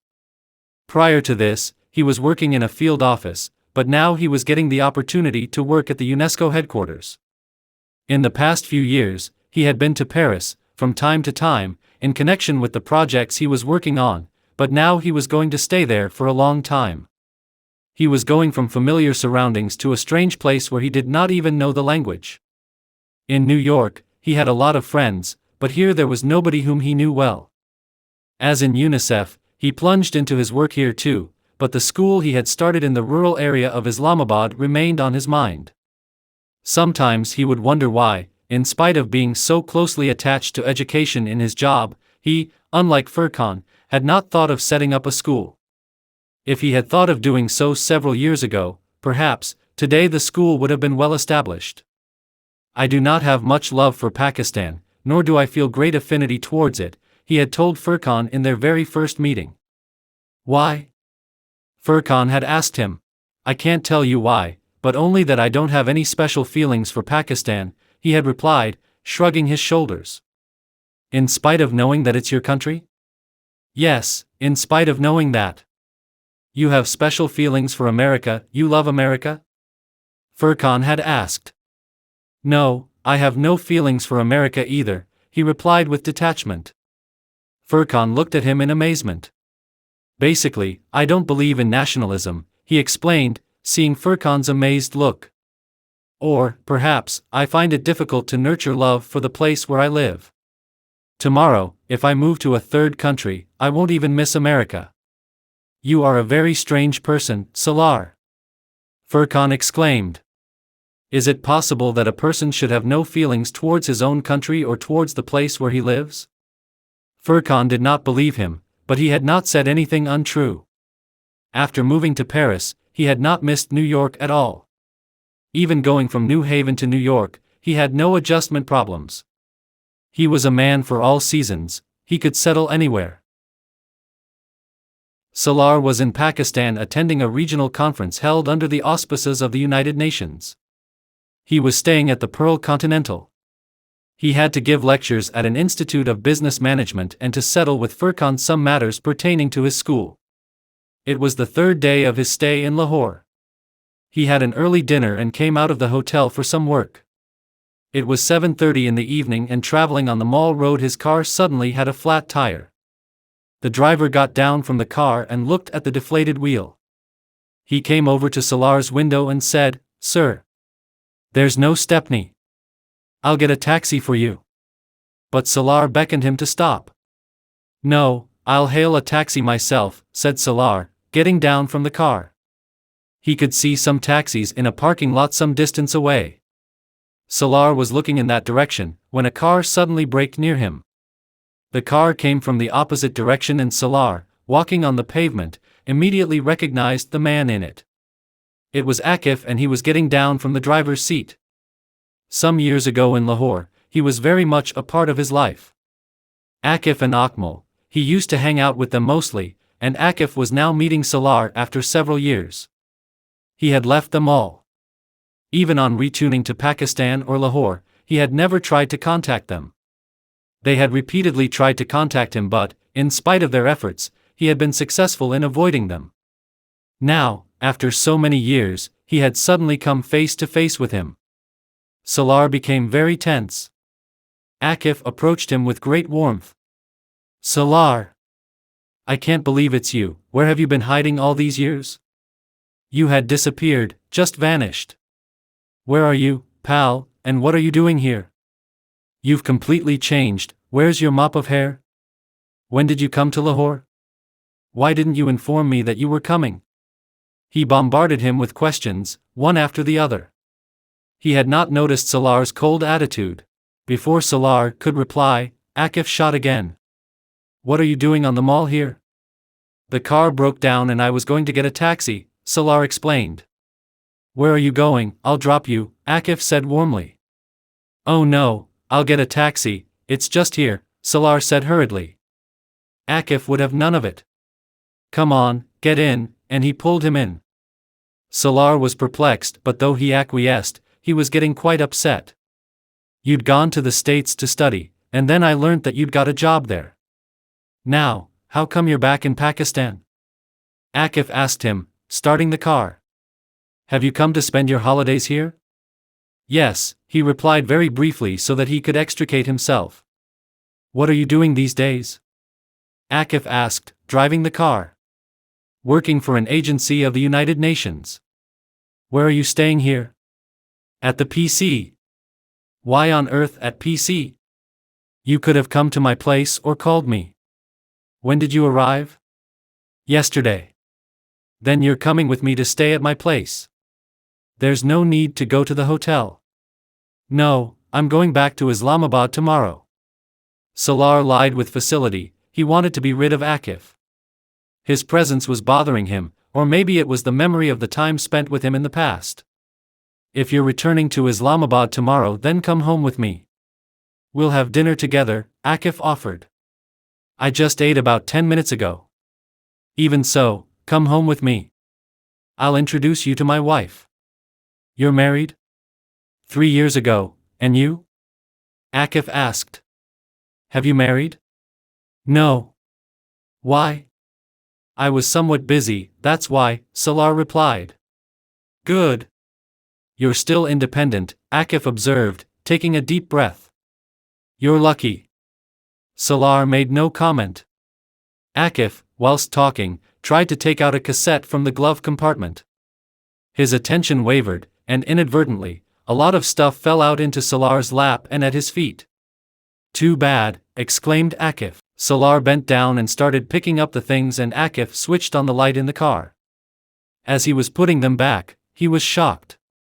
He felt a current shoot through him. There was a pair of earrings lying in one corner of the glove compartment. His hands trembled involuntarily. He took out the earrings with his left hand. They were now in his palm, glimmering in the light inside the car. He was looking at them in disbelief. Several years ago, he had seen these earrings on somebody. He looked at them again and again, and yet again. He was looking at them for the 4th time. He had no doubt, now. They were Imama's earrings. He could draw those earrings with his eyes closed, every twist and bend. Akif took the earrings from Salaar's palm, as though breaking his trance, and put them back in the glove compartment. These earrings. He stammered, these are your wife's? My wife's? Akif laughed. Come on, pal, if they were my wife's, would I keep them here? Salaar watched him, unblinking. Then, he whispered. A girlfriend of mine was with me the other night. She left these in my bedroom. She had to leave in a bit of a rush, because Ruba had returned. I put them in the car because I intend seeing her today, Akif explained to him very candidly. Girlfriend? Salaar choked. Yes, girlfriend. She's a girl from the red light area who's now moved to defense. What's her name? He asked. Imama could never be the name of a girl from the red light area. Surely, I'm mistaken, he thought, looking at Akif. Snobber, Akif revealed her name. Salaar turned, put back the things he was holding, and shut the glove compartment. He had, indeed, been mistaken. Akif had switched off the light inside the car. Salaar leaned against the back of the seat and breathed a sigh of relief. But that's not her real name, Akif continued. Her real name is Imama. Something exploded inside Salaar's head, or had someone poured molten lead into his ears? What did you say? His voice was quivering. Akif was leaning forward on the steering wheel, using the car's lighter to light the cigarette between his lips. You said something? You were telling me her name? Yes, Imama. Do you know her? Akif transferred the cigarette to his fingers. I. Salaar tried to reply, his voice seemed distant as though it came from a deep chasm. The red light area was the last place he could ever have imagined Imama Hashim to be in. In the dimly lit interior of the car, Akif scrutinized Salaar. He looked at Salaar's face going pale, his clenched fist, his trembling lips, his incoherent speech. He smiled and patted Salaar's shoulder in consolation. Don't worry, pal, why are you so concerned? She's just my girlfriend, that's all. It's no big deal even if there's something between you both. After all, we've shared many things in the past, haven't we? Akif laughed meaningfully, then he tossed a flaming match on the fuel. After all, she's just a girl. The mall road was choked with traffic. Akif was driving fast. Salaar was so fired by these two questions that he did not even consider the consequences of his reaction or what would happen to him if he grabbed the man at the steering by his throat. Akif's foot hit the brake and the car jerked to a stop. They both hit the dashboard with full force. Salaar did not let go of Akif's collar. Goaded to anger, Akif screamed, "What are you doing, Salaar? Are you mad?" He tried to extricate himself by pushing Salaar away. How dare you talk like that? Salaar growled back. His hand was at Akif's neck again. Akif was suffocating. In anger and fear, he swung his fist at Salaar, hitting him squarely in the face. Salaar moved away, his hands covering his face. Cars had piled up behind them, honking to get them out of the way as they were in the middle of the road. They were lucky that despite the sudden braking in the middle of heavy traffic, they had not been hit by any vehicle from behind. Salaar had doubled up in his seat, holding his jaw with both hands. Akif, coming to his senses, moved the car into a quiet by-lane and stopped. Salaar had straightened up by then, and covering his mouth and chin with his hand, was looking straight ahead. The fury that had erupted a few moments ago had subsided. Akif turned to him. What is your problem? Why did you lash out at me? What have I done? While talking, he passed the tissue box on the dashboard to Salaar. He'd seen a few drops of blood on Salaar's shirt. Salaar pulled out a couple of tissues and began to clean up the cut on his lip. There could have been a bad accident, Akif said. Wiping his hands, Salaar was once more reminded of the earrings. He began to search for them near his feet. The car could have jumped onto the pavement. Akif's voice trailed off. He turned to Salaar. What are you looking for? Those earrings, he replied, briefly. Akif was really aggravated. What's the problem, Salaar? She's my girlfriend, the earrings belong to her, and they are my problem or her, not yours. The realization of his stupidity dawned on Salaar. He sat up, and throwing away the tissue, he looked out. He was feeling suffocated. Akif was looking at him, a frown on his face. You and Snobber. Akif started cautiously. He wasn't quite sure what there was in his last words that had so infuriated Salaar, and he did not want to say anything that would set him off again. I am sorry, said Salaar when Akif paused. Okay, fine, Akif was somewhat relieved. You and Snobber. He stopped again. You said her name was Imama. Salaar turned to look at him. The look in his eyes frightened Akif. It was far from normal. There was fear, helplessness, terror, all kinds of expressions, in his eyes. Yes, she told me once, when she was talking about herself in the beginning, then. Can you describe her to me? Salaar asked, faintly hoping. Yes, why not? Akif was a little confused. Very beautiful, tall, fair. He didn't know how to go on. She has black eyes and her hair used to be black, she dyes it now. What more can I tell you? he was growing impatient. Salaar closed his eyes and turned his face away. He was feeling increasingly stifled. Looking out, he mumbled, "Is her name Imama Hashim?" "I don't know. She didn't tell me her father's name, nor did I ask," Akif replied. "She is Imama Hashim," he mumbled. His face clouded over. "This is all because of me, I am responsible for this." "What are you responsible for?" Akif was intrigued. Salaar gazed ahead in silence through the windscreen. After a few minutes, looking Akif in the face, he said, "I want to meet her. Right now." Akif stared at him for some time, then picked up the mobile from the dashboard and started to make a call. He tried for some time, finally shrugging his shoulders he said, "Her phone is switched off. I don't know if she is at home, because it is getting dark and she—" Akif broke off and switched on the ignition. "But I want to take you to her place." Half an hour later they were both standing before a house in defense. They had not spoken till getting there. Akif was now cursing the moment when he had given Salaar a lift. On honking a few times, a man emerged. He was the chowkidar. "Is S.A.W at home?" Akif inquired with urgency. "No, madam is not home." "Where is she?" "I don't know." Akif looked at Salaar, then opening the door of the car said, "Wait here. I'll be back in a few moments." Akif went inside the house with the man. He returned after 10 minutes. "You want to talk to her?" he asked immediately on getting back into the car. "I have to meet her." Akif again switched on the ignition. They again traveled in silence. It was getting on for 9 o'clock when they had reached the red light area. The place was not new for Salaar. Only the pain was new that he was now feeling. "She is here today. Somebody has booked some girls from here for some function, and she is going with them," Akif explained, getting down from the car. "You can also get down because we've got to go a long way in. I can't bring S.A.W here to meet you." Salaar alighted. He started to tread those lanes once again with Akif. He remembered clearly the last time when he had been to such a place. Nothing had changed, human flesh was being traded in the same clandestine manner. He remembered very well too the first time he had been there. He was 18, and then he had gone there many, many times. Sometimes he would go to watch a dance, sometimes to attend the performance of a renowned actress, sometimes to watch the half-naked women peeping or hanging out of the doors, windows, or rooftop balconies in these very lanes.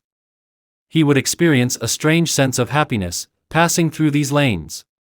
There, he could buy any of those girls, regardless of looks or age, for a few hours. The notes in his wallet would give him complete ownership of any of the girls on display.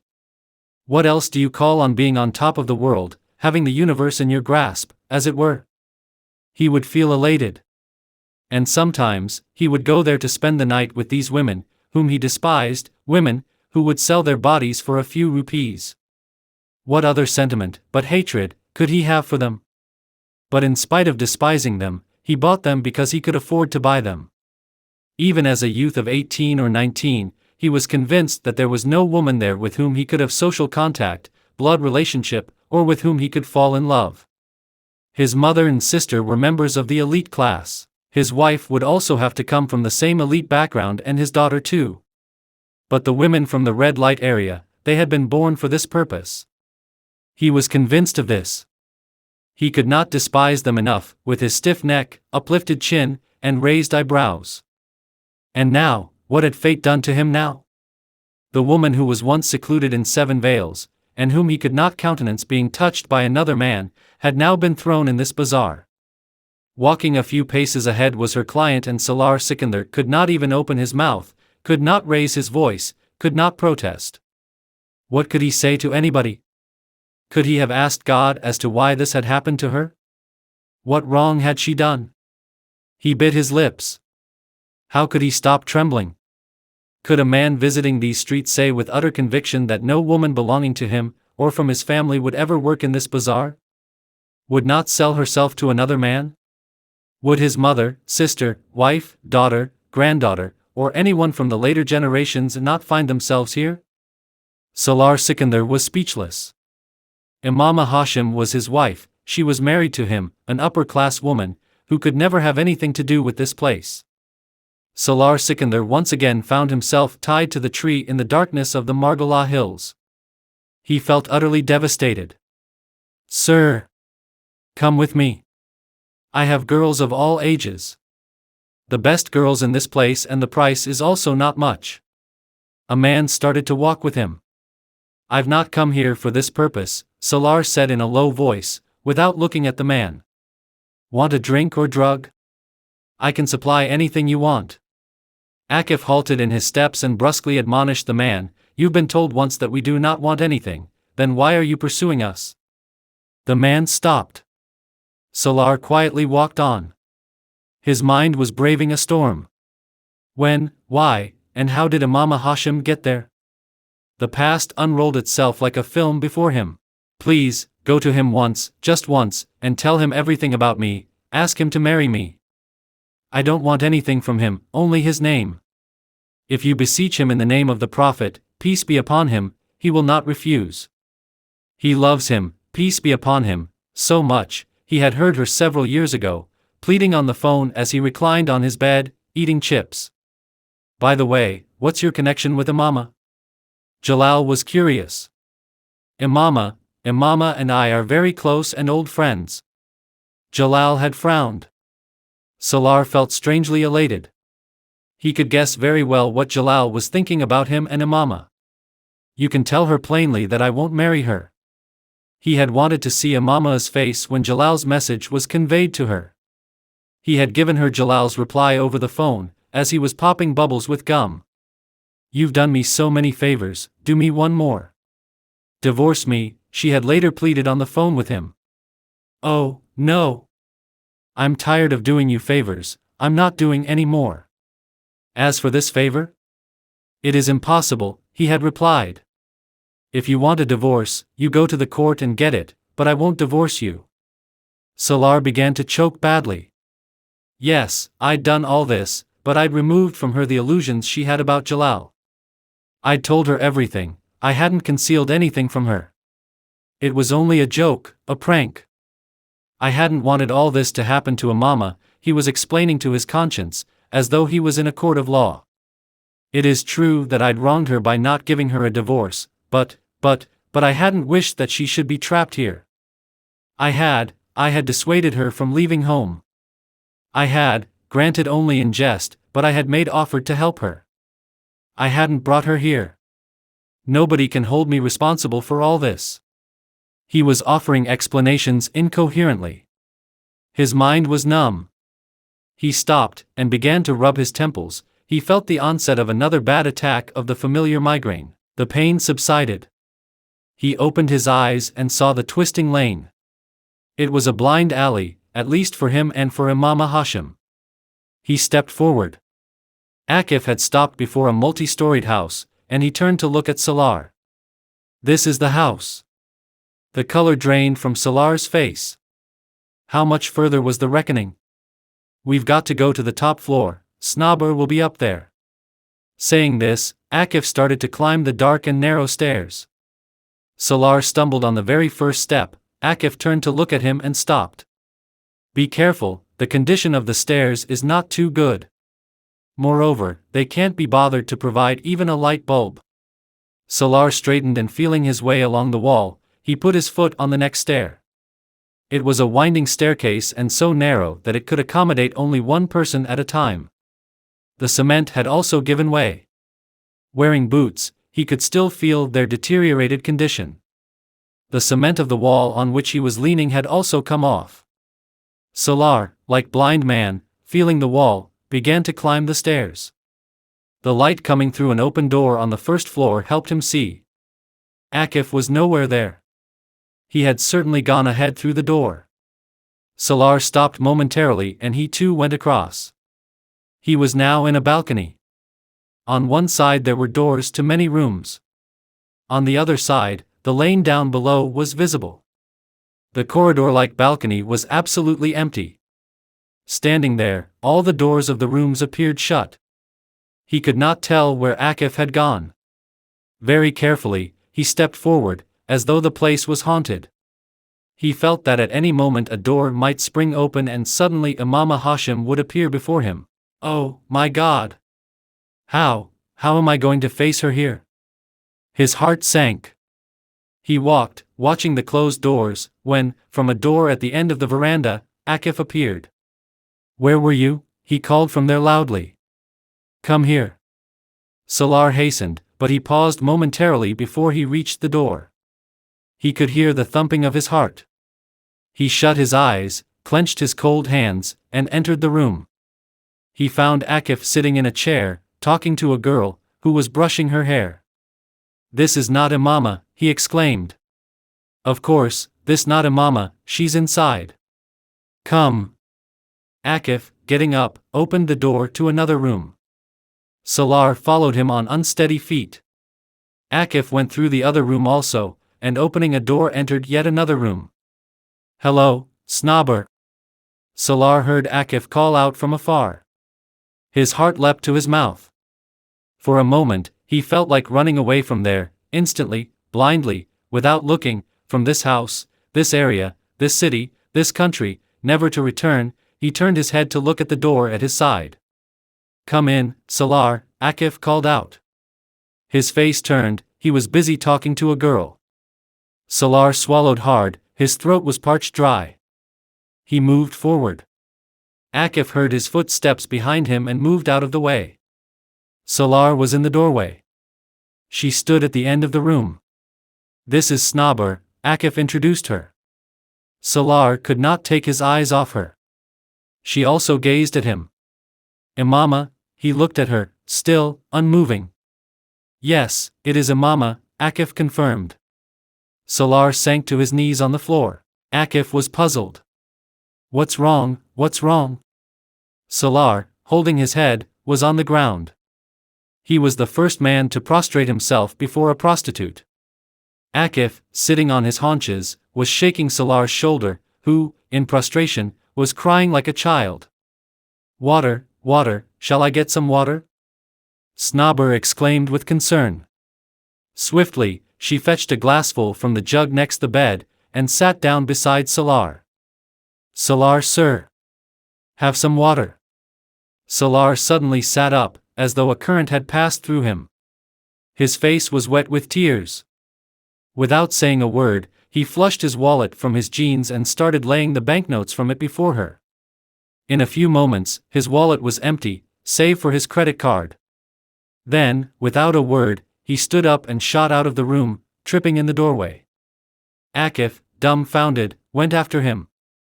Salaar! Salaar! What's wrong? What happened? Where are you going? He tried to hold Salaar by the shoulder, but he fought back madly. Leave me alone, don't touch me, just let me go, he shouted, crying hysterically. You'd come to meet Imama, Akif tried to remind him. She is not Imama, she's not Imama Hashim. That's all right, but you have to go with me. I'll go myself. I don't need you. He wrenched himself free and fled from the room. Akif mumbled something. He was upset. He turned back to S.A.W, who, even now, was looking in amazement at the pile of notes. The stairs were even now dark, but given the mental condition he was in, he needed no wall for support, nor any light. He fled down the dark stairs blindly and fell badly. If the stairs were straight, he would have fallen right down to the bottom, but the winding stairs had broken his fall. He again stood up in the dark. Ignoring the pain in his knees and ankles, he tried to run down the stairs again. After a few minutes of descent, his leap had landed him on the ground. This time, he hurt his head also against the wall. He was lucky not to have broken any bones. If there were still a lot of stairs to go down, he might have, perhaps, again tried to run down the stairs, but his second fall had brought him to the stairs below. He could see the street light ahead. He got down from the stairs, but could go no further. However, he took a few steps and sat down on the low wall outside the house. He was feeling bilious. Holding his head, he felt the vomit swell up inexorably within him and he bent over. He was crying uncontrollably as he vomited repeatedly. For the passers-by in the street this was nothing new. Here, those who had had too much to drink or those who had overdrugged themselves would be in this state. Only his dress and appearance were lending him some respectability, and his tears and lamentation were, perhaps, in response to his rejection by his lover up there. There, it was commonplace to see apparently respectable men crying their hearts out. The prostitute's den is not favorable for everybody. The passers-by would smirk as they went. Nobody had come to him. In this area, there was no tradition of inquiring after another's well-being. Akif had not come down. If he had, he might have stopped by. Imama Hashim was not there. Snobber was not Imama Hashim. What a burden had been lifted off him, what torment he had been spared. Revelation had not been granted to him through pain, but rather through its awareness. Not finding her there, had brought him to this state. What if he had seen her there? He was feeling afraid of God, terribly afraid. He was omnipotent, what could he not do? How merciful he was, what blessings did he withhold? He knew how to keep man human, sometimes through retribution, sometimes through benevolence. He knew how to keep him confined to his humanness. Salaar never before had felt as remorseful, as regretful, as he was feeling now about this dark chapter of his life. Why? Why did I come here? Why did I buy these women? Why didn't I awaken to the awareness of sin? He lamented, sitting by the roadside, holding his head. And now, when I've left all this, so why now, this pain, why am I feeling it now? I know that I have to answer for all my deeds. But oh! God, please don't hold me accountable here, not in this manner. Don't render to this area the woman I love. He stopped crying, the revelation dawned on him, and that too, where, and how. Love, he mumbled, unbelieving, gazing at the passers-by. Do I love her? He had trembled. Am I feeling this pain only because? Is it remorse, or something else? He had debated. He felt as though he would never be able to get up from there. So it isn't remorse, it is love, which I'm chasing. He felt almost lifeless. Was Imama a thorn in my heart or an obsession? The tears were still flowing down his cheeks. And looking for this woman in this area, my feet had trembled because in the recesses of my heart I had placed her on a very high pedestal, a place so high that I couldn't find her myself. Checkmate. The man with the 150-plus IQ had been flung face down to the ground. He began to sob again uncontrollably. What wound was it that had been reopened? What pain was it that was suffocating him? What had his conscience given him, what had it taken away from him? He got up and started to walk, sobbing all the while. He had no control over himself. He did not care about the looks being given by the passers-by. Never had he despised his very existence as he was doing then. That red light area was the darkest chapter of his life. So dark that he had been unable to scrape it off his life. It had come back and repositioned itself in his life. The nights that he had spent there several years ago had ominously engulfed him, he was unable to escape from them, and the fear which had now engulfed him. What if Imama had, indeed, come into this era? Snobber is not Imama Hashim, but someone else. A wave of pain arose in his head. The migraine was getting worse. He was beginning to lose his mind and was unable to see the road clearly. His head was bursting with pain and he had sat down somewhere. The lights and honking of the traffic had made his headache worse, and then his mind had descended to some dark depths. Somebody laughed lightly and then said something. Another voice replied. Ever so slowly, Salaar Sikandar was coming back to his senses. He was pitifully tired, but could recognize voices. Very slowly, he opened his eyes. He was not surprised. He had to be where he was, on the bed of a hospital or clinic, a very soft and comfortable bed. At some distance, Furqan was talking softly to a doctor. Salaar took a deep breath. Furqan and the other doctor, whilst talking, turned, looked at him and then approached him. Salaar shut his eyes again. He had difficulty in keeping his eyes open. Furqan came and patted his chest lightly. How are you feeling now, Salaar?" Salaar opened his eyes. He made no effort to smile. He only stared at him absent-mindedly for a few moments. "Fine," he replied. The other doctor was busy checking his pulse. Salaar closed his eyes once again. Furkan and the other doctor resumed their conversation. He had no interest in this. In fact, at that moment, he had no interest in anything. The rest had not changed: his guilt, his remorse, Akif, Snobber, Imama, the red light area, everything had remained the same. He wished that he had not regained consciousness for some more time. "So, Salaar sir, shall we talk in some detail?" Hearing Furkan's voice, he opened his eyes. Furkan was sitting on a stool next to the bed. The other doctor had left the room. Salaar tried to draw his legs together. A pained cry escaped him. His ankles and knees hurt badly. His legs were covered by a blanket and he could not see them, but he was aware that his knees were bandaged. He was not in his own clothes, but in hospital clothes. "What happened?" Salaar moaned as he straightened his leg. "You have a sprained ankle, both the knees and calves are bruised and swollen, but, luckily, there is no fracture. The arms and elbows are also bruised, and again, luckily, no fracture. There is a small cut at the back of the head on the left side with some bleeding, but, according to the CT scan, no serious injury. On the chest also, due to abrasion, there are some slight scratches. But, as to your question about what happened, only you can tell," Furkan said, speaking like a skilled doctor. Salaar looked at him quietly. "At first, I thought that the migraine attack was so severe that you had passed out, but after checking you up, I realized that it wasn't so." "Did someone attack you?" he had asked with concern. Salaar took a deep breath and shook his head in denial. "How did you get to me? Or rather, how did I get here? I was calling you on your phone, but instead of you someone else picked up the phone. He was on the footpath with you. A good man, he was trying to revive you. He told me about your condition, so I told him to take you in a taxi to a nearby hospital, which he did. Then I got there and brought you here. What time is it now?" "It's about 6 in the morning. Samir had given you painkillers last night, that's why you were asleep till now." As he spoke, Furkan realized that Salaar was not interested in what he was saying.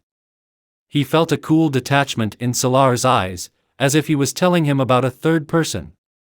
"Give me something again." Salaar started, realizing that Furkan had stopped speaking. He shut his eyes, and then broke off, trying hard to remember. "Yes, give me some tranquilizer. I want to sleep for a long time." "Of course, you must sleep, but tell me what happened." "Nothing." Salaar brushed aside the question. "Migraine, as you have already guessed, and I fell on the footpath and hurt myself." Furkan looked at him intently. "Have something to eat." Salaar interrupted him. "No, I'm not hungry. Give me some tablet, some injection, anything, I'm very tired." "Your people in Islamabad." Salaar would not let him complete the sentence. "No, don't inform them. When I've rested, I'll go to Islamabad myself." "In this condition? You said that I'm all right." "You are all right, but not all that good. Rest for a few days, here in Lahore. Then you can go." "Okay, but don't inform Dad and Mom." Furkan looked at him, somewhat puzzled. "Anything else?" he frowned. "Tranquilizer." Furkan looked at him thoughtfully. "Shall I stay with you?" "What's the use? I'll go to sleep shortly." "You go. I'll call you when I wake up." He put his arm across his eyes. His brusque manner and cold demeanor increased Furkan's concern. Salaar's behavior was very abnormal. "I'll speak to Samir, but if you want a tranquilizer, you'll have to eat something first," Furkan told him in a no-nonsense tone, whilst getting up. Salaar did not remove his arm from his face. When he awoke, it was almost evening. The room was empty. No one else was there. Physically, he was feeling even more tired than he had felt in the morning. He threw off the blanket from his legs and, ignoring the searing pain in his left ankle and knees, pulled up his legs. He was feeling strangely suffocated, as though someone was gripping his chest. He was staring at the ceiling when a thought struck him. He had come back to the hotel and was packing his things, when Furkan knocked on the door. Salaar opened it. He was surprised to see Furkan. He had not thought that Furkan would come after him so soon. "You're a strange fellow, Salaar," Furkan started berating him straight away. "Without telling a soul, you slipped out of Samir's clinic. You got me worried, and to crown it, you've kept the phone switched off." Salaar did not speak. He limped back to his bag, in which he was packing his things. "You're leaving?" Furkan exclaimed, seeing the bag. "Yes." Salaar gave a monosyllabic reply. "Where?" Salaar zipped up the bag and sat on the bed. "Islamabad?" Furkan came and sat opposite him on the sofa. "No," Salaar replied, looking at him. "Then?" "I'm going to Karachi." "What for?" Furkan asked in amazement. "I have a flight." "For Paris?" "Yes." "Your flight is after 4 days, what will you do there, going now?" Furkan started looking at him. Samir had read him rightly. His expression was really very strange, unusual. "I have work there." "What work?" Instead of replying, he sat on the bed unblinking, staring at him. Furkan was not a psychologist, but he had no difficulty reading the eyes of the person opposite him. Salaar's eyes were vacant. They were just cold, as though he did not know a soul, even him and his own self. He was in depression. Furkan had no doubt about it, but he did not know where his depression was taking him. "What is your problem, Salaar?" he could not help asking him. After a moment, Salaar shrugged, "I have no problem." Then Salaar interrupted Furkan. "You know that I have migraine, and once in a while this sort of a thing happens to me." "I am a doctor, Salaar," Furkan said earnestly. "Nobody knows migraine better than me. All this was not solely because of migraine, so, you tell me what other reason there could be," Salaar counter-questioned. "Is there a problem with some girl?" Salaar was taken aback by Furkan's perception. Yes, he did not know why he was unable to deny it. "Are you involved with somebody?" "Yes." Furkan, for a long while, sat there quietly watching him in disbelief. "Who are you involved with?" "You don't know her. You couldn't marry her?" Salaar kept looking at him. His tone was fiery. The marriage had taken place. "The marriage had taken place?" Furkan asked incredulously. "Yes." "Then, did you divorce her?" he asked. "No." "Then?" "That's it." "That's what?" Salaar looked down and, with the forefinger of his left hand, traced the lifeline in the palm of his right hand. "What is her name?" Furkan asked him softly. He again moved his finger across his palm and was quiet for a long, long time. Then he whispered, "Imama Hashim." Furkan took a deep breath. Now he understood why he had bought his little daughter loads of presents. Since they had got acquainted and Salaar had become a frequent visitor to his house, he had become very fond of Imama. They had become very good friends. Even whilst he was away from Pakistan, he would be constantly sending her gifts. But one thing perplexed Furkan. He would never refer to Imama by her name, nor would he address her so. Sometimes, Furkan had noticed this but he had ignored it. But now, hearing Imama Hashim's name, he realized why Salaar would not address the child by her name. He was now haltingly and softly telling Furkan about Imama and himself. Furkan listened to him intently. When, after telling him everything, he fell silent, Furkan was also unable to speak. He did not know what to say, comfort him or say something else, perhaps, some advice. "Forget her," he said, breaking the silence. "Tell yourself that wherever she is well and happy. It's not necessary that something bad happened to her. Probably, she's very safe," Furkan was telling him. "You'd helped her to the extent you could. Now, try to stop being remorseful. Allah helps. After you, maybe she found someone better." Why you have such misgivings? I don't think you were the reason for her marriage with Jalal not materializing. Whatever you've told me about Jalal, my own feeling is that he would never have married Imama, whether or not you'd come between them, whether or not you tried to drive a wedge between them.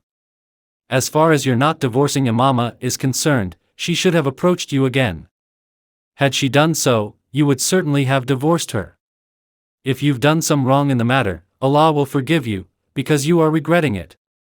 You've been asking Allah for forgiveness. This is enough. Then, what's the use of your going into depression? Try to come out of it. Furqan was trying very sincerely to make him understand. Salaar's silence encouraged him to believe him that he was succeeding, but after this long speech, when Furqan fell silent, Salaar got up and started to open his briefcase. What are doing? Furqan asked. The time for my flight is approaching. He was taking out some papers from his briefcase. Furqan did not know what to say. He had been coming to Pakistan for the last several years. He was never upset when returning, as he was today. At the time of takeoff he had felt a strange emptiness descend within him. He looked out of the window. On that vast spread of earth, there was somewhere a girl by the name of Imama Hashim. If he had been living there, he would have spotted her sometime, somewhere. Or, he might have run into somebody who knew her, but where he was heading there was no Imama Hashim. There, chance could not bring them together. He was again going away for a long time, leaving possibility behind. How many times in his life would he leave possibility behind? 10 minutes later, whilst gulping down the tranquilizer with water, he felt that he stood nowhere in life. That he would never be able to find his moorings, that he would never be able to feel the ground under his feet.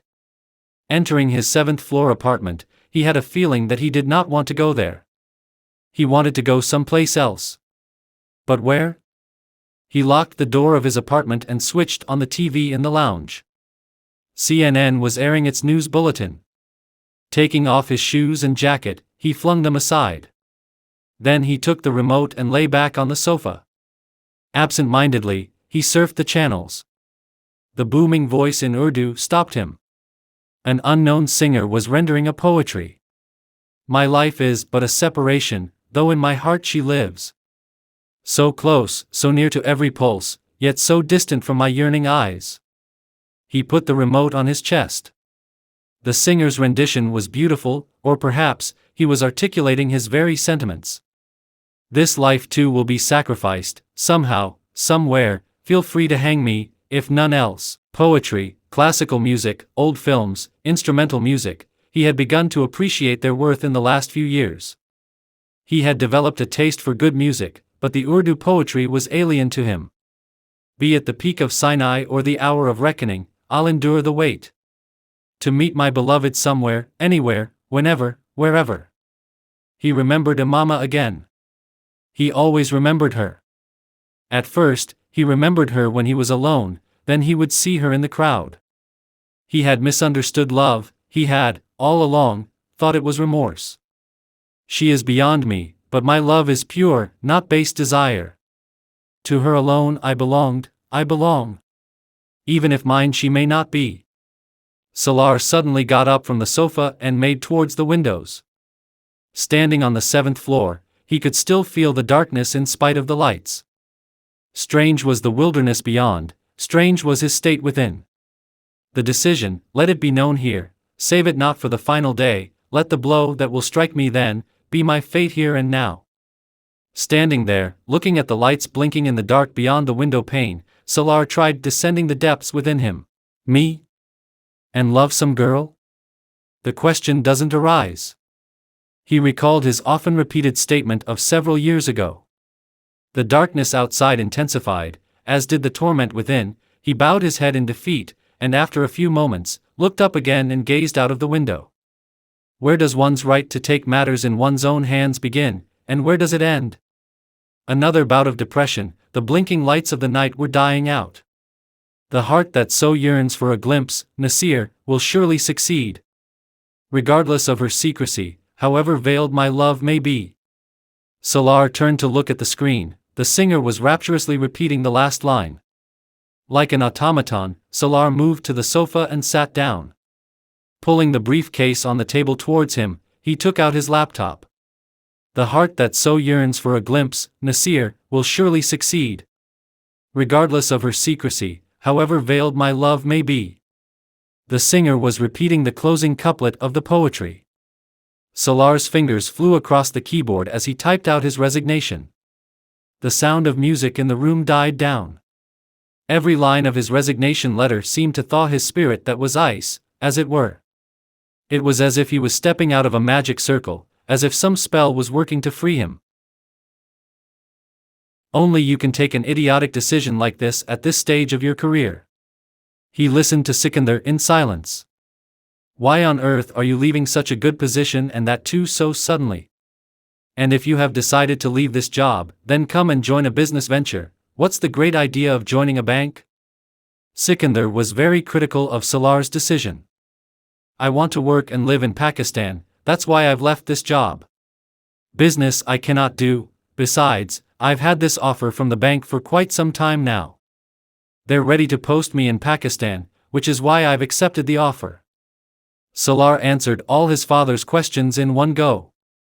Then don't join the bank, come and work with me. I can't do that, Dad, please don't force me. Then stay where you are. Why return? I'm unable to stay on. A fit of patriotism? No. Then? I want to be with you all. He changed the track. Anyway, I am sure this decision is not solely on our behalf. His father's tone had softened a bit. Salaar did not replay. His father too was quiet for a while. You've made up your mind, so there's not much I can do about it. You might as well come back if you want to. See how it works out in the bank, but my desire is that you should join me in looking after the family business. Sikandar seemed to accept his son's decision. Then he remembered something. You wanted to complete your Ph.D., what became of that? He queried. I don't want to do further studies at present. Perhaps I'll go back to it a few years later, or maybe not at all, Salaar replied in a low voice. Are you coming back because of the school? Sikandar suddenly asked. Maybe. Salaar did not refute the statement. If his father believed that the school was the reason for his return, there was no harm in letting him do so. Reconsider your decision, Salaar. His father could not resist saying it. Very few people get the kind of professional start that you did, are you there? Yes, he replied in a monosyllable. You're mature enough and can decide for yourself, his father concluded the conversation. Salaar put the telephone down and looked around his apartment. 18 days later, he had to relinquish it forever. End of chapter 6.